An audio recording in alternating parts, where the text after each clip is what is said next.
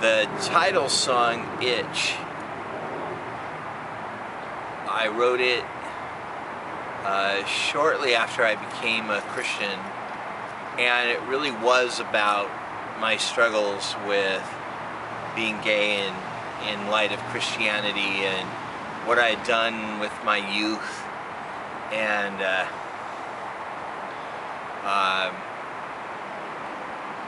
I think the song sounds like Nights in White Satin. I've heard that from people, that the verse kind of sounds like it. It wasn't intentional, but I guess it could sound like a lot worse songs. When we recorded it for the record, we did that industrial clanking thing in the background that I really like. I redid the song several times. I did it for Love Me Forever, for Itching Me Softly, and I did it at a bunch of acoustic shows that got recorded live. And it's going to come back again on OK Sex. I think Itch has finally come around to its time. I'm glad I did the record. I'm glad I did the song. I'm glad I called the record Itch. I don't think that gospel music and even my friends and supporters were really ready for me to tackle the issue of the song at that time.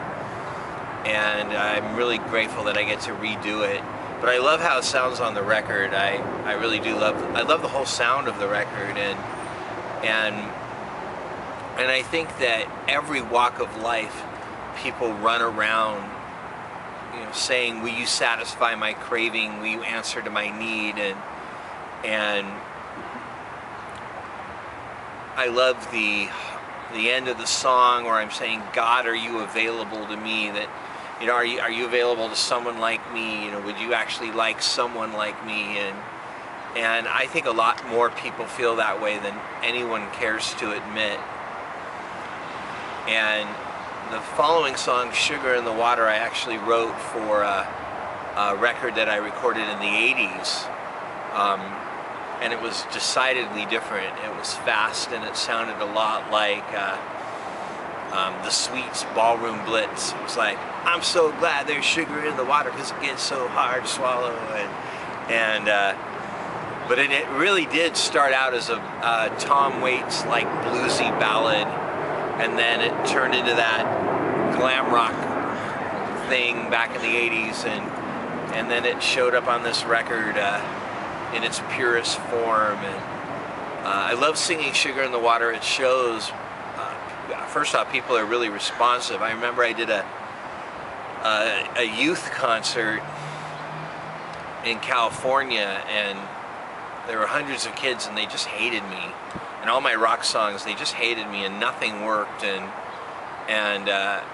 then I sang Sugar in the Water, and I remember the room getting quiet and everybody liking it and kids crying. And I remember when they all clamored afterwards to get to me to get a CD from me and get my autograph.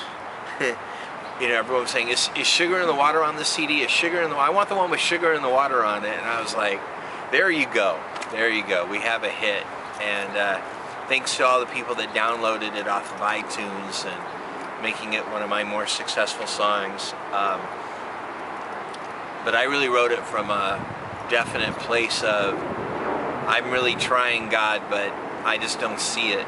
And I think a lot of people feel that way. And again, I'm just grateful for the song. I'm grateful for the reaction it's always gotten. And the last song on the record, Liberty, is another song by my friend Leah. She wrote the words to it, and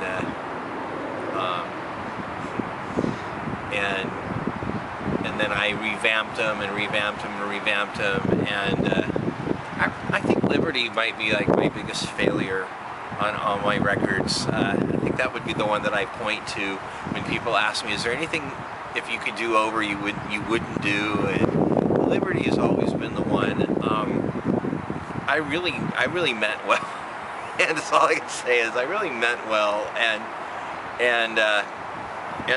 the problem that I have with the song, usually all of them are the same as how they come across live, and boy, that song never found its legs live. And of all the songs I've brought back and redone, I don't see that one coming back anytime soon. and I think it's great on the record, and I do like the Jesus, Jesus, Jesus, Jesus, Jesus, Jesus, Jesus, woo part. And I love the whole second half, and I like the whole first half. I really don't know what it was. I don't know why, like, I don't know why people never like got up and cheered for that song. And but the public has spoken, and I've given up, and and I don't think Leah was all that crazy about it either, but she hasn't really liked anything I've done with any of the songs, so what does she know? But but I really wanted there to be this big rousing thing at the end of the record where Jesus was glorified, and I just went like crazy on it, and not really sure what happened there. I listened to it and I think it sounds really cool. If it weren't my record, I wouldn't complain about it, but for some reason, since it's my record, it may be like one of the very few songs that I listen to and just kind of roll my eyes and go, well, it made perfect sense at the time, but let's just not do that again, Paisley. And but all in all, I'm very proud of Itch. Again, it is a personal listening favorite of mine, including Liberty. And I guess things just have their time, and maybe 10 years from now, I'll be doing some really sparse reggae version of Liberty in a piano bar somewhere, and it'll finally make perfect sense, and I'll go, well, this is like one of the best songs I've ever written. And when I look at my catalog, this is in the top 10, and and I do love how at the end of the song I use the scripture from Acts, for in him we live and move and have our being, for we are also his offspring. And it's beautiful. It's a beautiful scripture, and that section was actually a separate song. That was a worship song that I'd written for church, and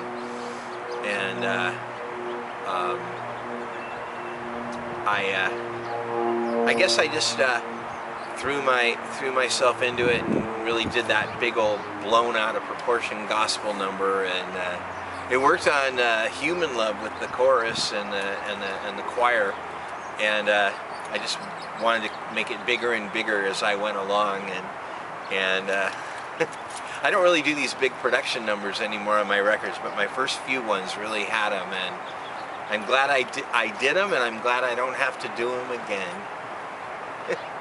Itch by Paisley Yankolovich.